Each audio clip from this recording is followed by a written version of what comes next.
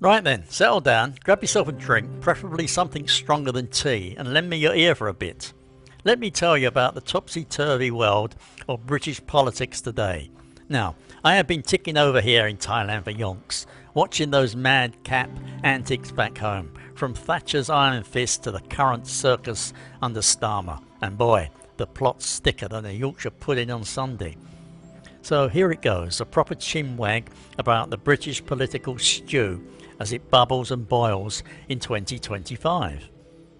If you think British politics was a soap opera before, wait until you hear this season's drama. Mrs. Thatcher would have needed a stiff drink just to keep up. Britain's political scene right now. Imagine a pub brawl where everyone is swinging, but nobody is quite sure who is winning. They say the only constant in British politics is change. Well, 2025 must be a roller coaster ride with seatbelts broken. Politics back home has become the unofficial reality show nobody signed up for, but everyone seems to be binge watching it anyway. If you have ever fancied watching the Empire's grand old party get shaken, stirred and occasionally face planted, you are in for a treat. So what is the story then? First, let us meet the main players on the political stage. The Labour Party, led by Sir Keir Starmer, is running the show since winning the 2024 election. However, there is a big but they did not exactly win hearts and minds like a royal wedding. Starmer has a huge majority in Parliament, but it is shaky, built on a vote share that is the slimmest for any majority government in history. Imagine winning a foot race by a toe. Thrilling for a moment, but precarious. Then there is the Conservative Party. Formidable no longer, now led by Kemi Badenoch, not to be confused with James Bond, though the drama sometimes rivals a spy thriller. The Tories took a pasting in the 2025 local elections, bleeding votes to a surging new kid on the block. Reform UK. Reform UK. Nigel Farage's brainchild, once the Brexit party wrapped in new colours and shiny promises. In 2025, Reform UK has gone from upstart to serious contender, bagging hundreds of council seats and mayors, even nicking parliamentary seats from Labour. This upends the centuries-old Labour-Conservative tug-of-war, like tossing a spanner into the political bicycle chain.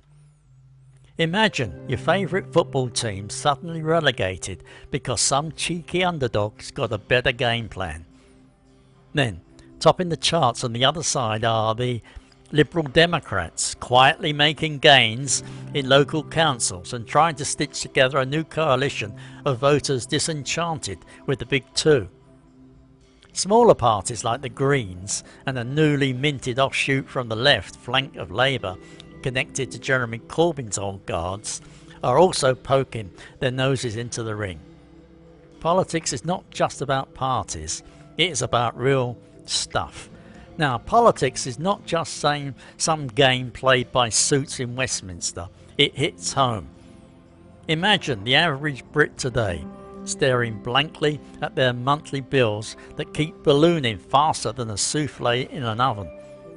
The economy's got so many holes, even the Swiss cheese would feel inadequate.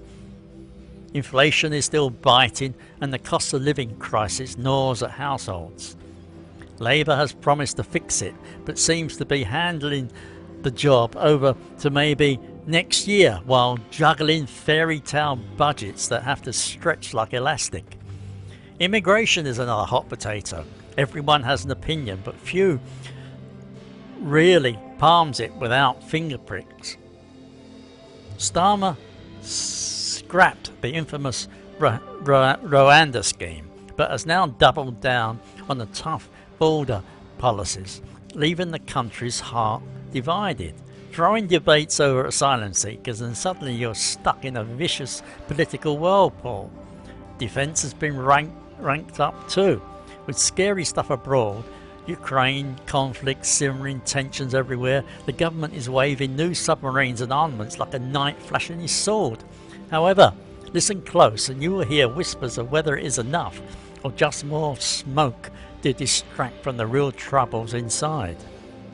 The drama and the juggling acts. Social tensions balloon too. Union strikes grind the NHS gears to a halt, reminding folks that the famed British healthcare system might be showing its age. Human rights and protest freedom groups are now caught in a tug-of-war. Past governments piled on laws, making public dissent trickier, and Labour has been slow to peel those layers off, much to activist frustration. Meanwhile, imagine the public mood. Grumpy, fed up, but not totally hopeless. Petitions fly around the internet, protests pop up like mushrooms after rain, and digital warriors wage battles over Gaza, welfare reform, and council funding changes. Oh, and if you thought the drama stops at national borders, think again. International diplomacy is on the menu too. Visits from the likes of Macron, talks about trade and keeping the Anglosphere mates close, though the grand Kanzak plan, a proposed international alliance between Canada, Australia, New Zealand and the United Kingdom, seems more of a pipe dream. Let us take a few seconds to picture this. An old Englishman chuckling to himself in a sunny Thai garden, watching BBC News on a battered tablet, occasionally shaking his head while sipping strong coffee, muttering, "By Jove, it is like watching a dam bed on the brink of bursting." This political circus back home is like the weather, always changing, often gloomy, sometimes stormy, yet occasionally throwing in dazzling sunny break just to keep you guessing. Moreover, let us be honest, has it not always been that way? The fog of British politics is thicker than Bangkok smog some days. So what is next in this tale? With public trust wobbling dangerously low, with barely 12% trusting governments to put country before party, well, the tea leaves read like a mystery novel. Waves of electoral reform, ideas surface, more voters want coalitions, less want the old winner takes all gig. Many want new faces, fresh ideas and less of the same old bickering. Reform UK claims the spotlight as the real opposition, ready to snatch the crown from the Conservatives, who are left licking their wounds and plotting a comeback, presumably involving speeches, rallies, press interviews and lots of reflections in front of a mirror. In summing up, here is a gist.